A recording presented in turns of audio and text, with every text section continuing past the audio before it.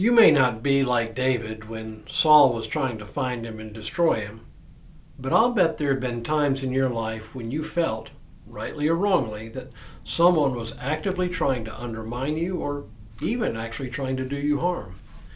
If so, Psalm 63 is an important psalm to read.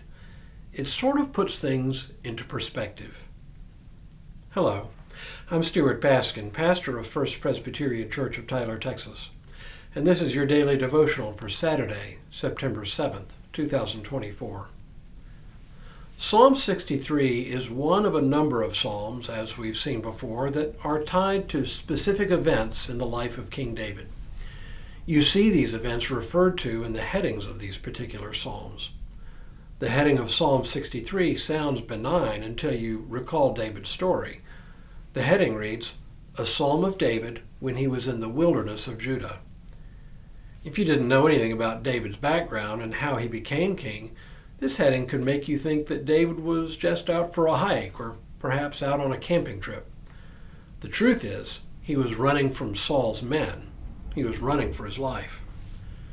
The story is that Saul had so offended the Lord that the Lord directed the prophet Samuel to anoint David as king over Israel, even as Saul continued to reign. When Saul heard about it, he became consumed with rage and sent agents to locate and kill David. David heard of the plot and did what any sensible person would do. He left town in a hurry and hid himself. And not just anywhere. He hid in the wilderness in what is now southern Israel, what was called the land of the tribe of Judah. The story in 1 Samuel tells us that David moved from place to place, primarily to the west of Jerusalem, meaning he would have been hiding out in wooded areas. He might also have sought refuge to the east of Jerusalem, in land that is nearly devoid of vegetation of any kind, let alone trees. But either way, he had to keep moving, lest Saul's men found him. The upshot of the story, of course, is that Saul did not succeed in killing David, and David eventually acceded to the throne. But for the time that he was in hiding, he surely feared for his life. You'd think, therefore, that Psalm 63 would be filled with desperate pleas for help. Help from God, help that God would rescue him and destroy his adversary. But that's not the tenor of the psalm at all. Instead, it is a psalm of praise. It is worth reading and hearing in its entirety. O God, you are my God. I seek you. My soul thirsts for you. My flesh faints for you, as in a dry and weary land where there is no water. So I have looked upon you in the sanctuary, beholding your power and glory.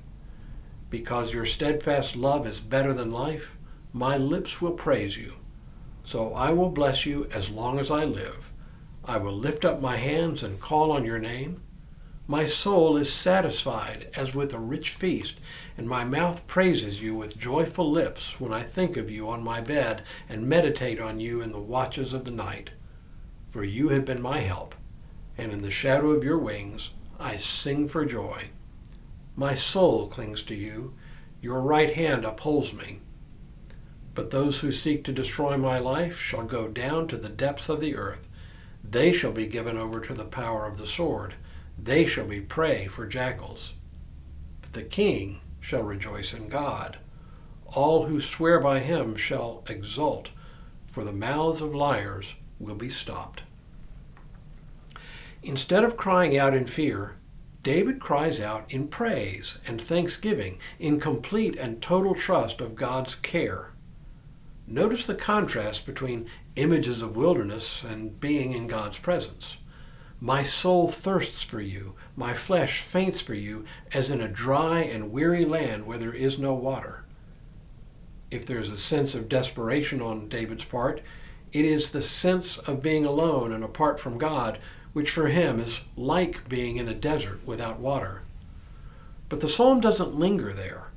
To be in God's presence is like sitting at a rich feast. My soul is satisfied as with a rich feast, and my mouth praises you with joyful lips when I think of you on my bed and meditate on you in the watches of the night. And why? for you have been my help, and in the shadow of your wings I sing for joy.